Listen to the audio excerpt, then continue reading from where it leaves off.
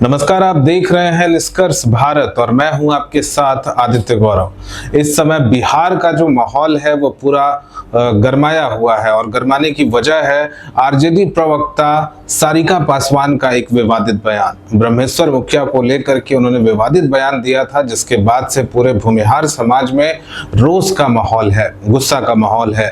लोग किसी भी तरह चाहते हैं कि सारिका पासवान को माफी जरूर मांगनी चाहिए और आरजेडी को भी जरूर कोई ना कोई प्रतिक्रिया देनी चाहिए ब्रह्मेश्वर मुखिया के सम्मान में, क्योंकि भूमिहार समाज जो है वो ब्रह्मेश्वर मुखिया को अपना एक महापुरुष के तौर पे देखता है, काफी श्रद्धा भाव रखता है, जिसको लेकर के आशुतोष ने भी हाल ही में बयान दिया था, जिसके बाद से फेसबुक पोस्ट भी किया था, जिसके बाद से ये मामला और ज्यादा गरमाते जा रहा है। अभी हाल ही में आज ही के दिन जहां पर आपको बता दें कि गांधी मैदान में जो है आरजेडी का पुतला दहन भी किया गया है। भूमिहार समाज के लोग वहां पर पहुंचे हैं। इन तमाम मुद्दों पर किस प्रकार से कौन कौन से लोग आशुतोष के साथ हैं, क्या पूरा भूमिहार समाज साथ है, कितना आहत हुए हैं भूमिहार समाज के लोग, इस पर विशेष चर्चा करेंगे। हमारे साथ आज स्टूडियो में मौजूद हैं ब्रह्मेश्वर मुखिया हत्याकांड के जो मुख्य गवाह हैं ओम नारायण जी हमारे साथ मौजूद हैं। सबसे पहले ओम नारायण जी, आपका हमारे चैनल पे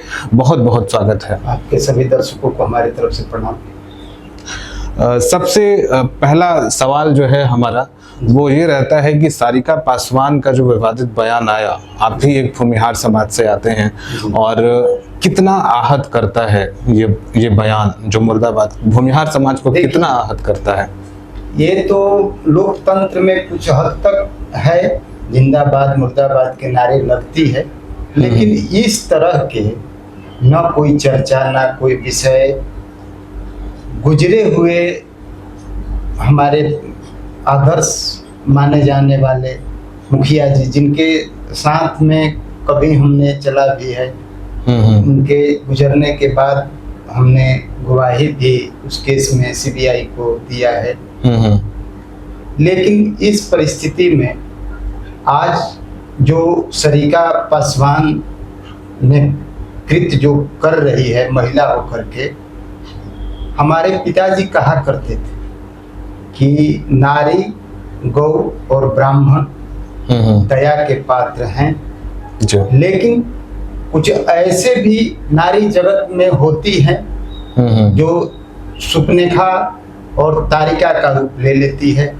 तो उस समय हमारे भगवान राम ने भी वो दिखाए हैं, उस सिद्धांत को भी मानना पड़ता है। वैसे तारिका और सुपनेखा को दंडित करने के लिए शेषा अवतार, लक्ष्मण जैसे लोगों का भी इस धरती पर जरूरत है, क्योंकि न्याय संगत बात होनी चाहिए, माननी चाहिए। न्यायपालिका ने कभी भी मुखिया जी को दोषी नहीं ठहराया। जिस संविधान की ये बात करते हैं, जिनका ये नाम लेते हैं हमेशा, उनके आदर्श पर अगर चलते तो कानून के दायरा में कभी भी मुखिया जी को दोषी नहीं ठहराया गया कोई केस में। फिर ये कौन से कानून बनाते हैं? ये तो एक समय में हमारे गांव जवार या जिला में कहा करते थे नक्सली कि न हम कोर्ट मानते हैं और न हम प्रशासन मानते हैं। किसानों का पेड़ लगा हुआ काट लेते थे और बेच देते थे, और कहा करते थे प्रशासन को, और सीओ बीडीओ जब जाते थे लोग कागज दिखाता था कि सर ये हमारा खतियानी जमीन है, इसमें पेड़ लगा हुआ है, नाम पता सब साथ हम बता देंगे अगर कोई पूछेगा उस विषय पर। तो वो पेड़, हरा पेड़ काट दिया करते थे कि एफआईआर भी थाना नहीं लेता था, और उसको ही लोग बेच करके और अपना कमेटी में पैसा रख लेते थे। उससे ही लोग हथियार खरीद लिया करते थे, जो कि भूमिहार समाज, राजपूत समाज, सिन्हा जी लोगों को गांव से भगाने के लिए उपद्रव किया करते थे। यानी सारे सवर्णों पे हमला, सारे स्वर्णों को, ब्राह्मणों पर अत्याचार किया करते थे। तो ये तो इन लोगों को बहुत दिन से चले आ रहा है। हमारा जन्म के पहले से 74 में हमारा जन्म हुआ, उसके पहले से लेकर के, और जब होश संभाला हमने तो ये भी हमने सुना और देखा है कि जनेऊ, तिलक और चोटी रखना बंद हो गया था। मुखिया जी जब इस धरती पर अत्याचार सहते सहते जब अंत हो गया समाज, तो समाज के एकजुटता होने के बाद मुखिया जी ने इस संगठन का शीर्ष नेतृत्व संभाले, वो भी हमने देखा है।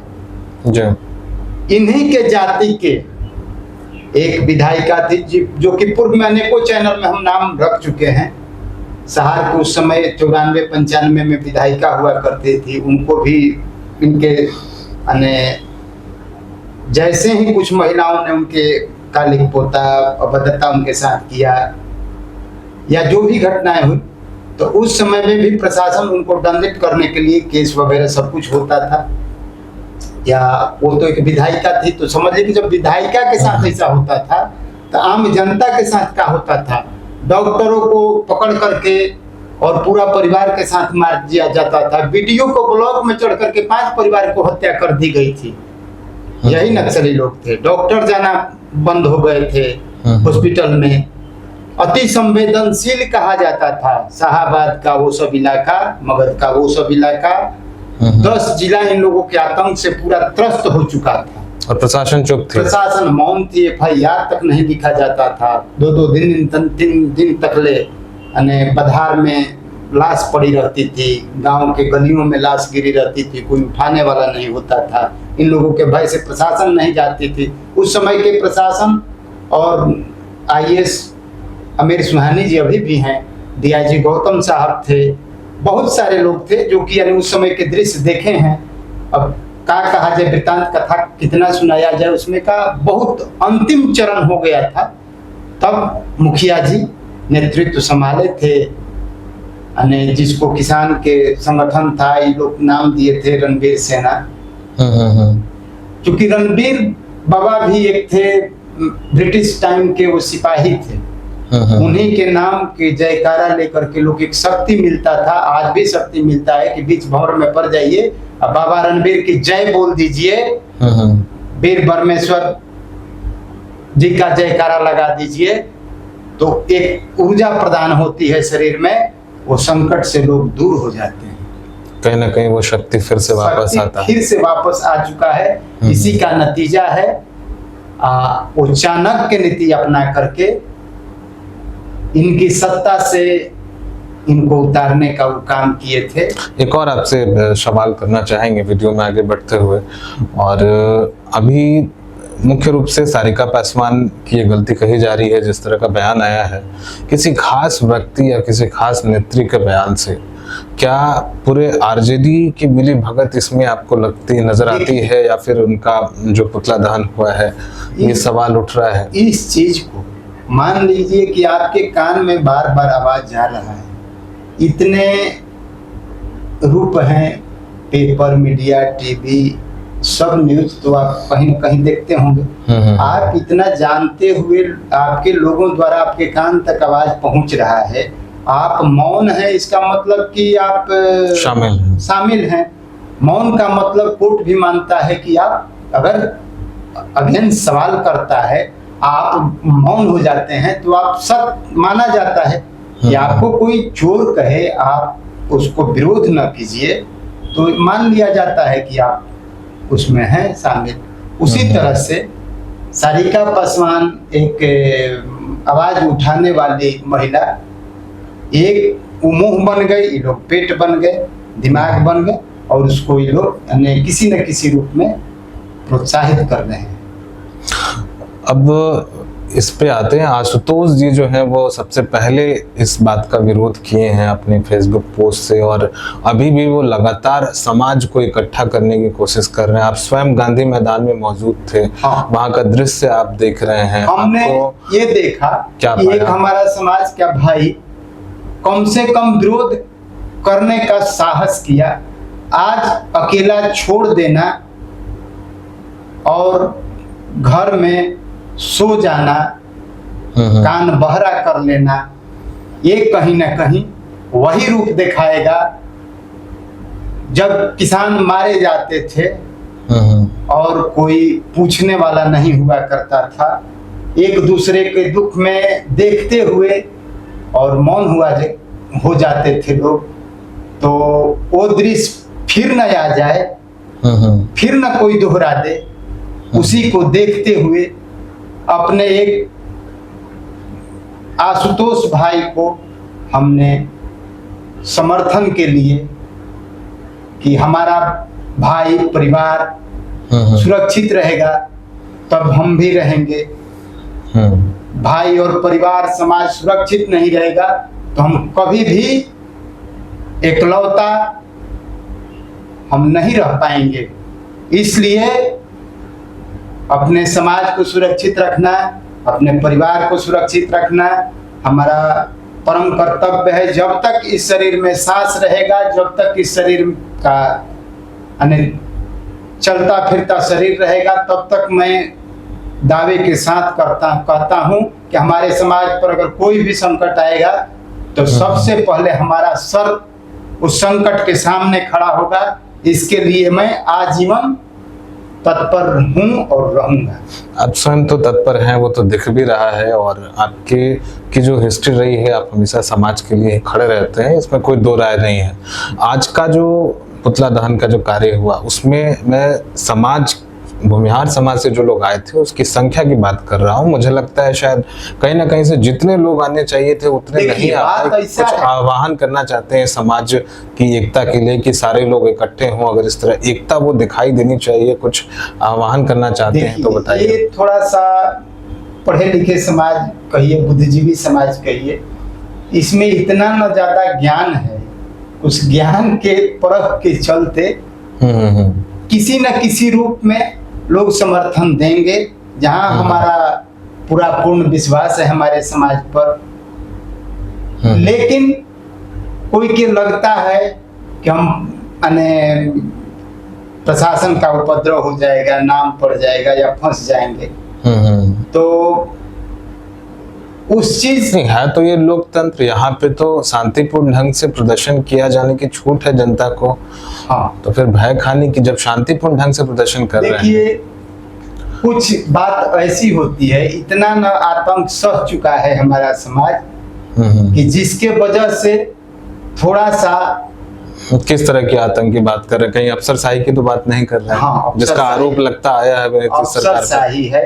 हमारे पढ़े लिखे नौजवानों को किसी न किसी रूप में, देखिए आज इतने एक्ट बन गए हैं, ST ST एक्ट, या यहाँ आपको प्रदर्शन करने देंगे, वहां प्रदर्शन नहीं करने देंगे। लेकिन इन मूर्खों को समझना चाहिए कि ये वैसा समाज है कि जिस स्कूल में आप शिक्षा लेते हैं उस स्कूल कहीं ना कहीं हमारे पूर्वजों का दान है। जिस गांधी मैदान में आप भाषण दिया करते हैं वो भी कभी न कभी हमारे समाज के ही दानदाताओं का जमीन है। कोई हॉस्पिटल में आप जा रहे हैं, वो कहीं ना कहीं हमारे पूर्वजों का दान दिया हुआ है। हमारे पूर्वज इतना दयालु थे कि अपने भूमि से 60% दान कर चुके हैं देश के हित के लिए। आज जो लोग कहता है कि अंग्रेजों के टाइम में लोग पीछे हट गए हैं, चंद्रशेखर आजाद कौन थे? इनसे पूछिए कि जो व्यक्ति ब्रिटिश हमारा शरीर को सांस चलते हुए न अरेस्ट कर पाए, वैसे व्यक्ति हमारे समाज से थे। अनेकों महापुरुषों का इतिहास है। फिर किस मुंह से कहते हैं कि इन लोगों का साथ नहीं हुआ? ब्रिटिश का सपोर्टर किस मुंह से ही कहते हैं? तो एक राजनीति बन चुका है। इन लोगों का जनसंख्या बढ़ाने का एक कारण ही देश में भुखमरी का कारण होता है। जनसंख्या नियंत्रण में लोग विश्वास नहीं रखते हैं, लूट खसोट कर खाने में लोग विश्वास रखते हैं। किसान फसल उगाएगा लेकिन किसी न किसी रूप में लोग हेयारी करने में विश्वास रखते हैं। किसान का फसल जिस दिन से फसल किसान लगा देता है, उस दिन से किसी न किसी रूप में लोग उसको लूटने में पड़ जाते हैं। हरा रहेगा तो हरा चारा के रूप में लोग काट लेंगे। फसल जब तैयार होगा उसको अनेकों प्रकार से लूटने का प्रयास करेंगे। आज तो कुछ मशीनरी आ चुकी है कि हम किसानों का कुछ राहत हुआ है, नहीं तो आधा पौना खेती करने में हो जाएगा। अगर खर्चा नहीं लौटेगा, अगर मजदूरी से कराया जाए तो मजदूरी नहीं लौटेगा किसानों का। ये सरकारें बड़ी बड़ी बातें कहती है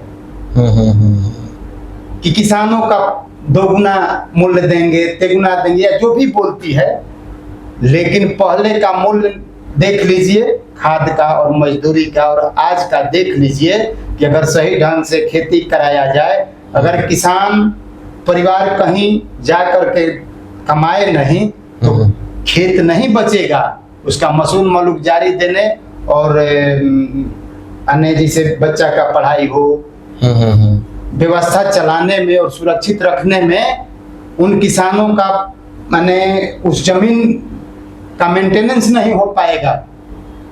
यानी किसान अभी भी उतनी अच्छी स्थिति बहुत त्रस्त है किसान। उस मुद्दा पर नहीं इन लोगों को चाहिए हवा देकर केवल जात पात, और यहाँ खास करके बिहार और यूपी में अगड़ा और पिछड़ा। तो ऐसा माना जा सकता है कि सरकार से भूमिहार समाज जो है खुश नहीं है, जैसा आप बता रहे हैं। देखिए,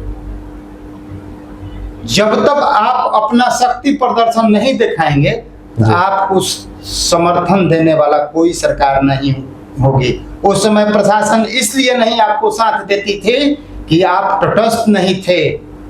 आपकी हत्याएं हो जाती थी लेकिन दो गवाह नहीं मिलते थे। आपके कंधा देने वाला कोई नहीं मिलता था, आरती उठाने वाला कि हमारे ऊपर नाकेबंदी लग जाएगा। फलना को जब मार दिया आरोपित करके तो कोई कंधा देने वाला नहीं मिलता था कि अगर देंगे तो हमारे ऊपर नाकेबंदी लगा देगा माले।